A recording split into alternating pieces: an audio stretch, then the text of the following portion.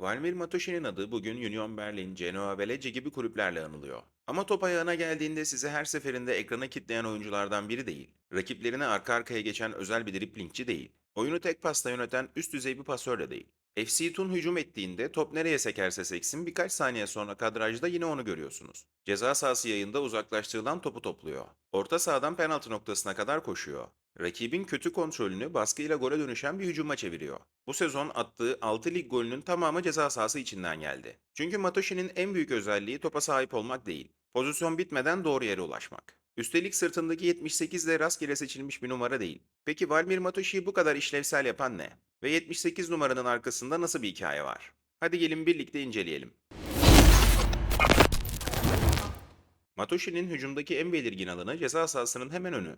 Tun topu kanada indirdiğinde ya da rakip savunma ilk müdahaleyi yaptığında o çoğu kez oyundan uzaklaşmak yerine yayın çevresinde kalıyor. Çünkü bu bölge onun için yalnızca şut noktası değil, hücumun ikinci kez başlayabileceği yer. Savunmanın uzaklaştırdığı toplar, bloktan dönen şutlar ya da ceza sahasının içinden geriye çıkan paslar. Matoshi bu topların düşeceği alanı erken seçiyor. Top ona geldiğinde de uzun süre oyunu yavaşlatmıyor. İlk düşüncesi kaleyi görmek, bir açı yaratmak ya da ceza sahası girişinde başlayan hareketi değerlendirmek. Bu yüzden Tun'un ilk denemesi bozulduktan birkaç saniye sonra yeni hücumun merkezinde yine onu görebiliyoruz. Yayın önünde Matoshi'ye gelen toplar çoğu zaman aksiyonu hızlandırıyor. Topla uzun süre ilişki kurmuyor. Vuruş açısı oluşmuşsa deniyor. Ceza sahasına yönelen bir koşu görmüşse pası geciktirmiyor. Burada yaptığı iş savunmayı özel bir teknik hareketle parçalamak değil, dağılmak üzere olan hücumu tek hamlede yeniden kaleye çevirmek. Matoshi bu bölgede topu ayağında saklayıp oyunun temposunu belirleyen bir oyuncu da değil. Driblingi çoğunlukla tek rakipten sıyrılıp şut açısı bulmaya yarıyor. Pası ise oyunu baştan kurmaktan çok devam eden pozisyonu hızlandırıyor. Onu farklılaştıran bu aksiyonlardan önce doğru yerde bulunması. Rakip savunmanın uzaklaştıracağı topu birkaç metre geriden izlemiyor. Ceza sahasının çevresinde boş kalacak alanı tutuyor ve ikinci topu Tun adına yeniden oynanabilir hale getiriyor. Bu alışkanlığın farklı maçlarda ve farklı hücum düzenlerinde tekrar etmesi, yayın önünün tesadüfi değil rolünün merkezlerinden biri olduğunu gösteriyor. Sezon verileri de bu görüntüyü destekliyor. SofaScore'a göre bu sezon Matoshi ceza sahası dışından 19 kez şut çekmiş. Ama bu denemelerden gol çıkaramamış. Bu sayı onun yay çevresinde ne kadar sık top bulduğunu gösteriyor. Ama aynı zamanda o bölgedeki her vuruşunun aynı kaliteye sahip olmadığını da söylüyor. Şut seçimi zaman zaman aceleye kaçıyor. Sol ayağıyla yaptığı vuruşlarda uygulama seviyesi değişebiliyor. Asıl skor katkısı ise ceza sahasının içine girdiğinde geliyor. Lig sezonundaki 6 golünün tamamını ceza sahası içinden attı. Yani yay çevresi Matoshi'nin hücumu takip ettiği ve ikinci topları topladığı merkez. Gerçek bitiriş tehdidi ise o çizgiyi geçip ceza sahasına girdiğinde ortaya çıkıyor. Şu pozisyonda top Tun savunmasından çıktığı anda Matoshi'ye bakın. Başlangıç noktası orta çizginin sol tarafı. Uzun topun hedefi o değil. Koşuyu yapan takım arkadaşının gerisinde. Buna rağmen hızını hemen arttırıyor. Çünkü hücumu yalnızca ilk top üzerinden okumuyor. Kalecinin çıkabileceğini ve topun ceza sahasında sahipsiz kalabileceğini de hesaba katıyor. Kaleci ilk topu kesiyor ama pozisyonu temizleyemiyor. Sekme tam Matoshi'nin koşu yoluna düşüyor. Diz hizasındaki topu kontrol etmeye çalışırsa savunma yetişecek. O da tek vuruşla bitiriyor. Golün hazırlığı vuruşta değil, uzun top atıldığı anda başlayan bu destek koşusunda. Matoshi'nin ceza sahası yayı çevresindeki konumu önemli ama hücum katkısı orada tamamlanmıyor. Top kanada ya da savunmanın arkasına yöneldiği anda bulunduğu yeri terk edip ceza sahasına katılıyor. Bu koşuların çoğu topu istemek için değil, hücumun bir sonraki temasında ortaya çıkacak alanı doldurmak için başlıyor. Başlangıç pozisyonu maçtan maça değişebiliyor. Sol tarafa yakın oynadığı anlarda bek ile stoper arasındaki koridoru kullanıyor.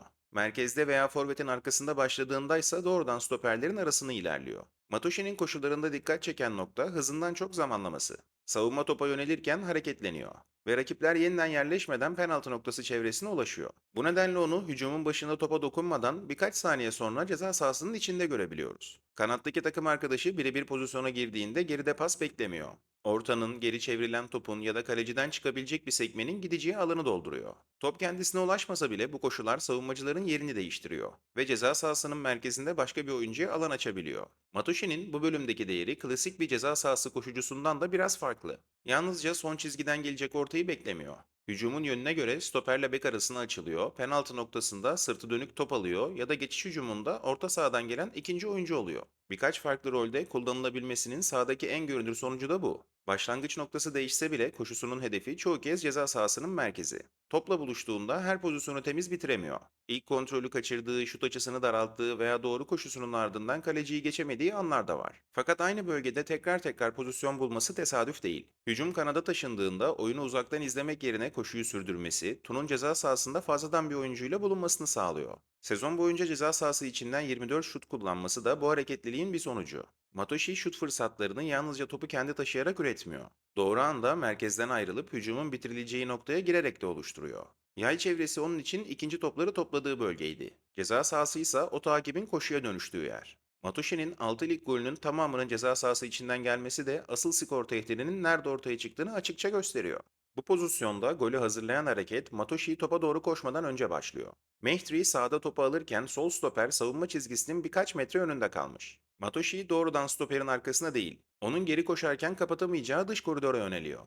Burada pas kanalıyla koşu yolunun aynı anda açıldığını görebiliyoruz. Top önüne düştükten sonra savunmacının bir yanından atıp diğerinden geçmesi güzel. Fakat pozisyonun asıl değeri çalım değil. Matoshi savunma çizgisindeki tek bozukluğu diğer herkes yerleşmeden yakalıyor. Dar açıdaki bitirişi de doğru koşunun bir ödülü. Matoshi'nin savaşçılığı yalnızca rakibin peşinden koşmasıyla açıklanamaz. Onu değerli yapan baskının hangi anda gerçekten sonuç verebileceğini sezmesi. Rakibin topu temiz kontrol ettiği anlarda boş yere kendini oyundan düşürmüyor. Kontrol uzadığında, pas açısı daraldığında ya da takım arkadaşı rakibi bir yöne sıkıştırdığında hemen mesafeyi kapatıyor. Bu yüzden kazandığı topların önemli bölümü klasik bir müdahaleden değil, rakibi rahatsız ederek çıkan ikinci aksiyondan geliyor. Omuz omuza mücadelede teması bırakmıyor. Rakibin dengesini bozduktan sonra topun nereye açılacağını takip ediyor. Top başka bir tun oyuncusuna kalsa bile hareketi tamamlanmış saymıyor. Hücum yön değiştirene kadar pozisyonun çevresinde kalıyor. SofaScore'a göre Mateşi maç başına 2,4 kez topu geri kazanıyor. Bu kazanımların önemli bölümü doğrudan müdahaleden çok baskısıyla bozulan kontrolleri ve sahipsiz kalan topları takip etmesinden geliyor. Matoshi'nin presi özellikle rakip kendi yarı sahasından çıkmaya çalışırken daha görünür. Ön libero'ya ya da beke gelen pası takip ediyor. İlk kontrolü zorlaştırıyor ve top kazanıldığı anda geriye dönmek yerine doğrudan kaleye yöneliyor. Bu geçişlerde uzun bir pas serisine ihtiyaç duymuyor. Topu birkaç metre taşıması, bir arkadaşını koşuya sokması ya da ceza sahası önüne kadar devam etmesi yeterli oluyor. Matoshi her müdahaleyi doğru zamanlamıyor ve mücadele isteği zaman zaman kontrolün önüne geçebiliyor. Sezonu 7 sarı kartla tamamlaması da bunun küçük bir işareti. Dolayısıyla onu kusursuz bir top kazanıcı olarak değil, rakibin rahat çıkmasına izin vermeyen ve hatayı hücum fırsatına çevirebilen bir orta saha olarak görmek daha doğru. Tun'un önde baskısında Matoshi'nin rolü gösterişli değil ama çok işlevsel. Bu pozisyonda Matoshi'nin asisti son pasından çok daha önce başlıyor. Rakip sağ beke baskı yapıp topu kazandıktan sonra oyunu hemen kenara taşımıyor. Önündeki boşluğu kullanarak ceza sahası yayına kadar ilerliyor. Burada savunmacının Matoshi'yi karşılamak için öne çıktığını, Mehtri'nin ise onun arkasında açılan kanala yöneldiğini görüyoruz. Matoshi'nin verdiği pas teknik açıdan sıra dışı değil. Pozisyonu değerli yapan savunmacıyı top sürerek yerinden çıkarması ve boşalan alanı doğru anda kullanması. Matoshi'nin görev adamı profili de tam olarak burada görülüyor. Matoshi'nin sahada kapladığı alan geniş ama top ayağına geldiğinde repertuarı aynı ölçüde geniş değil. Oyunu uzun süre kendi üzerinden akıtan bir orta saha değil. Topla buluştuğunda birkaç saniye içinde yönünü seçiyor ve aksiyonu uzatmadan bitirmeye çalışıyor. Bu doğrudanlık bazen pasla ortaya çıkıyor.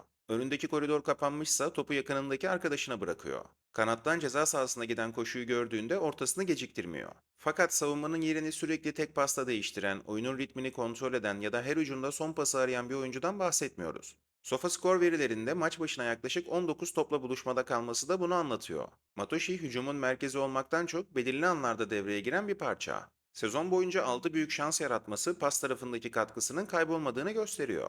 Yine de bu üretim sürekli bir yaratıcı sorumluluktan gelmiyor. Boşluk açıldığında koşuyu seçiyor. Topu ceza sahasına yönlendiriyor.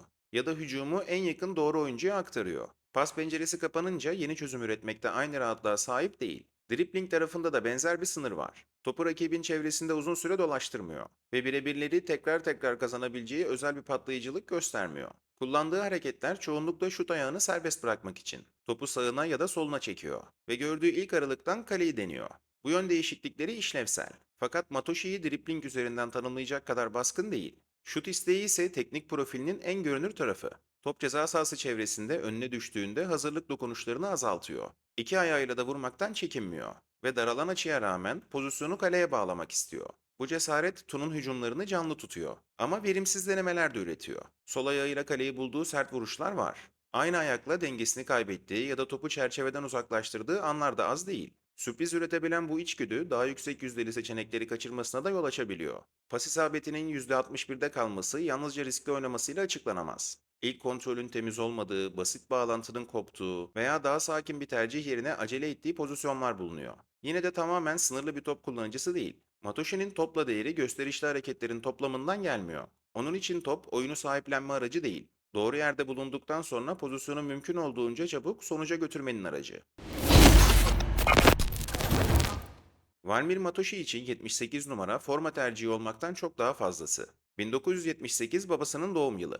İlk profesyonel sözleşmesi imzaladığında bu numarayı özellikle istedi. Babası uzun süren hastalığının ardından hayatını kaybettiğinde futbol bir süre onun için geri planda kaldı. Kendi anlatımına göre gelişimi de o dönemde yavaşladı.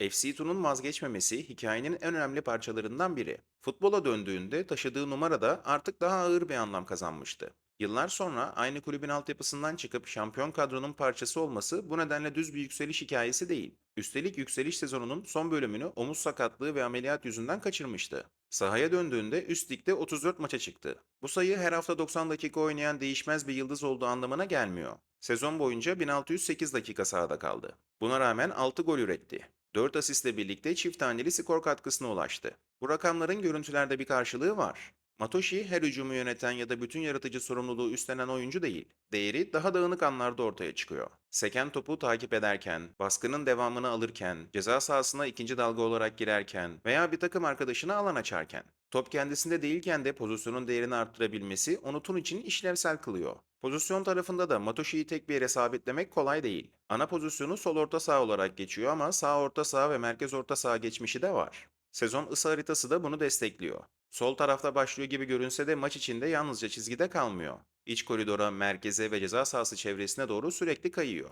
Videoda anlattığım hibrit kullanım biraz da buradan geliyor. Milli takım kariyeri de ilginç. Alt yaşlarda İsviçre U20 ve U21 formaları giydikten sonra A takım seviyesinde tercihini Kosova'dan yana yaptı. Şu anda Kosova milli takımında 2 maçta bir golü var. Bu da kariyerinin artık yeni bir aşamaya geçtiğini gösteriyor. Bu profil daha yüksek seviyede işe yarayabilir. Özellikle oyunu dikine oynayan, orta sahadan ceza sahasına ek koşu isteyen ve top kaybından sonra hemen karşılık veren takımlarda. Fakat pas kalitesinin, şut seçiminin ve müdahale zamanlamasının daha istikrarlı hale gelmesi gerekiyor. Mücadele gücü her zaman doğru karara dönüşmüyor. Teknik uygulaması da pozisyondan pozisyona değişebiliyor. Bu profilin dikkat çekmesi de normal. Son dönemde adı en ciddi şekilde Union Berlin'le anıldı. Bunun yanında Genoa ve Lecce ilgisi de konuşuldu. Daha eski ve daha zayıf bir bağlantı olarak Venezia ismi de geçmişti. Yani Matoshi için oluşan ilgi yalnızca tek bir ligle sınırlı değil. Matoshi'yi bir yıldız adayı gibi pazarlamak sahada yaptığı işi yanlış yere taşır. Onun değeri maçı tek başına çözmesinde değil, maçın içinde kaybolmamasında. Nerede başlarsa başlasın pozisyonun devamına bağlanıyor.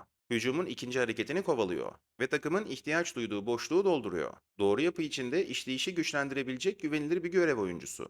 78 numaranın hikayesi de burada anlam kazanıyor. Bu forma yalnızca geçmişini taşıdığı bir sembol değil, FC Tun'da vazgeçmeden devam ettiği yolun da işareti. Sanırım bu video ve Matoshi için söyleyeceklerim bu kadar. Buraya kadar vaktini ayırıp izleyen dinleyen herkese çok teşekkür ederim. Bir sonraki videoya kadar kendinize çok iyi bakın, hoşça kalın.